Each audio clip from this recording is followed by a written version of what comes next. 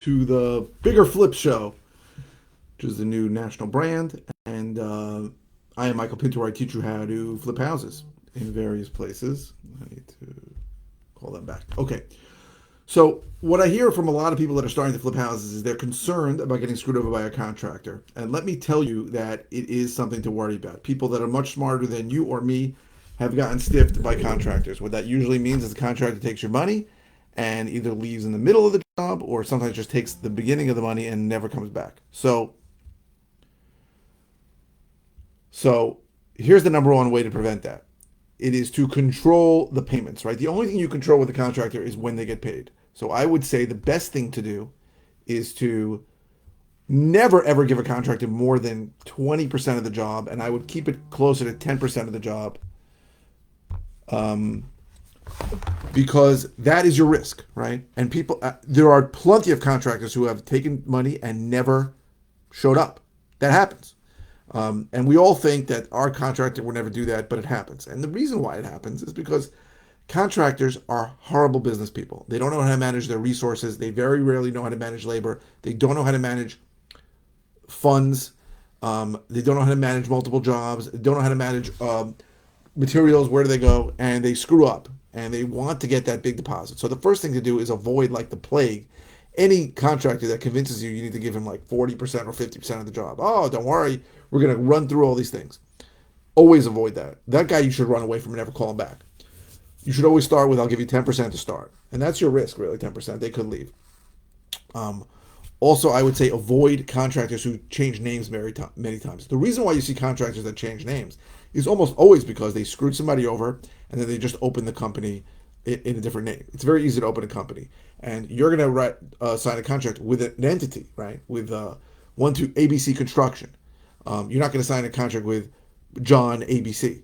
So if ABC Construction screws you over, and then the next day he opens up a new company called XYZ Construction, there is no way for you to get money back from ABC Construction because there'll be no funds there.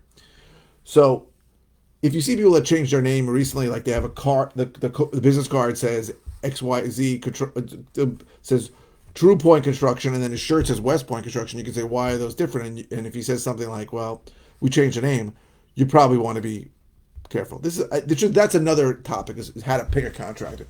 But how to avoid getting screwed is have a very good scope of work, detailed with what is going to happen and when they're going to get paid.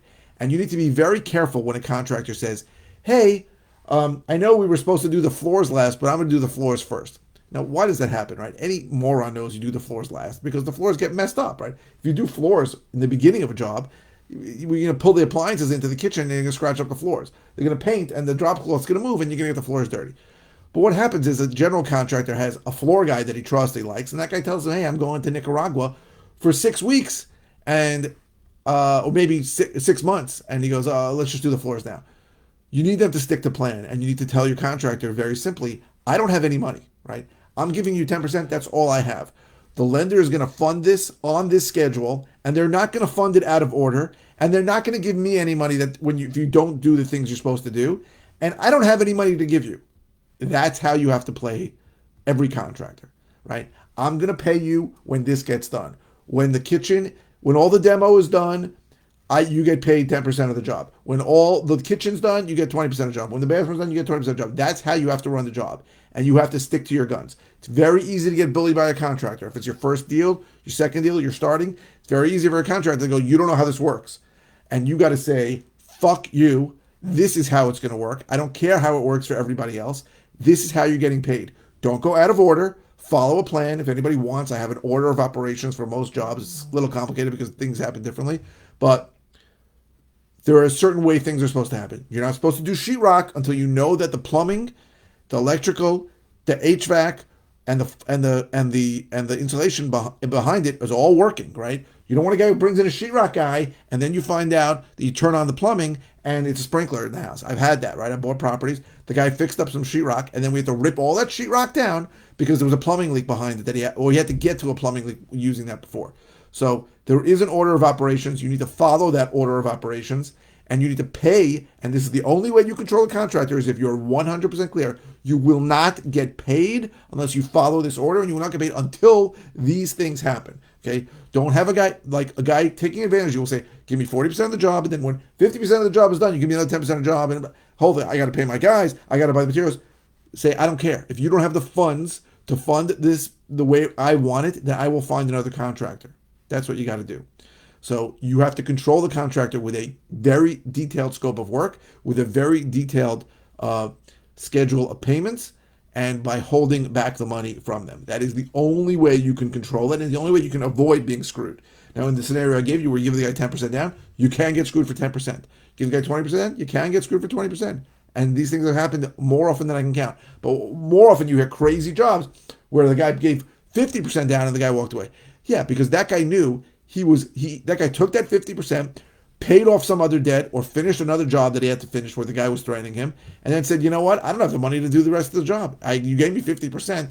He's gonna be working and paying guys and buying materials for 2 months, money he doesn't have. It's not worth it for him to finish your job. So never give more than 20. I would stay closer to 10 or 15, and I would be very, very specific. So I hope this was helpful. If you're interested in all the ways I can help you, go to biggerflips.com. I do have room for a few more coaching students right now. I am moving my coaching to a national basis because I've had so much success with my students, and I want to help a few more people this month. I'm spending a lot of time on it, and people have been doing great. So please feel free to call me or comment. Keep the comments coming. I'm going to post here. I post here 5 times a week. Give me topics to discuss. You can ask any question. It does not have to be about the video you're watching. And I'm happy to answer it. Thank you very, very much for watching. If you are watching on YouTube, please subscribe.